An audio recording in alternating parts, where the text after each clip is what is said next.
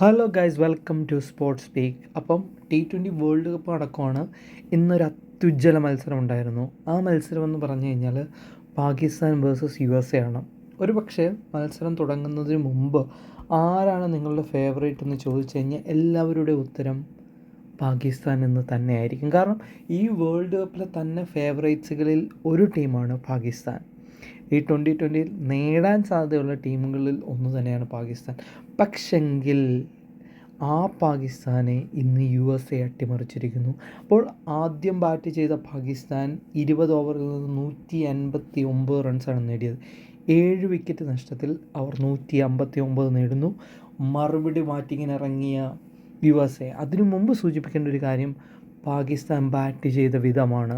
അവർ വല്ലാതെ സ്ട്രഗിൾ ചെയ്തിരുന്നു. അവർ വിക്കറ്റുകൾ നഷ്ടപ്പെടുന്ന ഒരു വശത്ത് ബാബർ അസം എന്ന കളിക്കാരൻ, അദ്ദേഹം തുടക്കത്തിലൊരു ടെസ്റ്റ് കളിക്കുന്ന രീതിയിലാണ് കളിച്ചുകൊണ്ടിരുന്നത്. ഒരു കളിക്കാരനൊഴികെ ബാക്കി എല്ലാവരും വളരെ വലിയ രീതിയിൽ സ്ട്രഗിൾ ചെയ്തുകൊണ്ട് ബാറ്റ് ചെയ്യുന്നത് നമുക്ക് കാണാൻ സാധിച്ചു.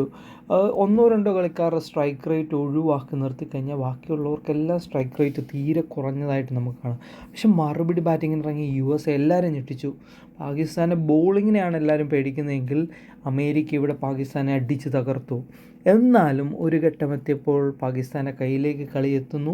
19-20 ഓവറുകളിൽ നിന്ന് അവർക്ക് വേണ്ടി 21 റൺസ്. 19ാമത്തെ ഓവർ മനോഹരമായിട്ട് എറിഞ്ഞ് തീർക്കുന്നു. പാകിസ്ഥാൻ്റെ കയ്യിൽ കളിയായി എന്ന് പ്രതീക്ഷിച്ച നിമിഷത്തിൽ അട്ടിമറി സംഭവിക്കുന്നു. രണ്ട് ടീമും നിശ്ചിത ഓവറിൽ തുല്യ റൺസ് നേടുന്നു. സൂപ്പർ ഓവറിലേക്ക് കളി പോകുന്നു.